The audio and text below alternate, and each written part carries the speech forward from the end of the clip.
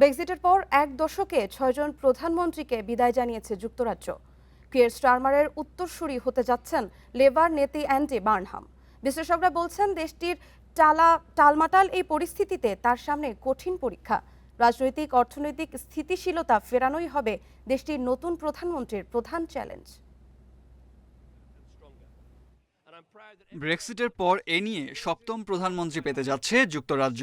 গত ১০ বছরে একে একে পদত্যাগ করেন David Cameron, Theresa May, Boris Johnson, Liz Truss, Rishi সুনাকে এবং সবশেষ কিয়ার স্টারমার। ঘন ঘন সর্বোচ্চ নেতৃত্ব পরিবর্তনে দীর্ঘস্থায়ী হচ্ছে না রাজনৈতিক স্থিতিশীলতা।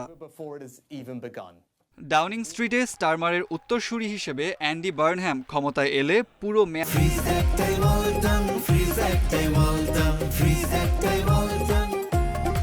শেষ করতে পারবে কিনা তা নিয়েও শুরু হয়েছে জল্পনা।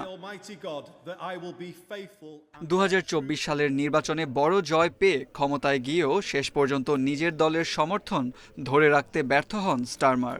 তার নেতৃত্বে ন্যূনতম মজুরি ও পেনশন বৃদ্ধি, শ্রমিক ও ভাড়াটিয়াদের অধিকার উন্নয়ন এবং রেলপথ জাতীয়করণের মতো সংস্কার হয়। স্বাস্থ্যসেবা নিশ্চিতেও উদ্যোগ নেওয়া হয়। তবে সাফল্যের কথা জনগণের কাছে তুলে ধরতে এবং দেশের ভবিষ্যৎ নিয়ে স্পষ্ট দিক নির্দেশনা দিতে ব্যর্থ হন স্টারমার। এ কারণে ভাটা পড়ে জনপ্রিয়তায়।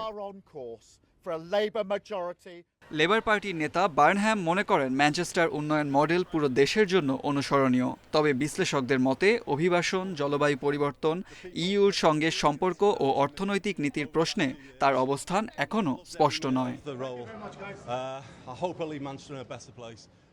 ব্রিটেনের নতুন প্রধানমন্ত্রীকেও স্টারমারের মতো একই অর্থনৈতিক ও রাজনৈতিক চ্যালেঞ্জ মোকাবিলা করতে হবে। তাই নেতৃত্ব পরিবর্তন হলেও লেবার পার্টি কতটা ঘুরে দাঁড়াতে পারবে সে প্রশ্ন থেকেই যাচ্ছে।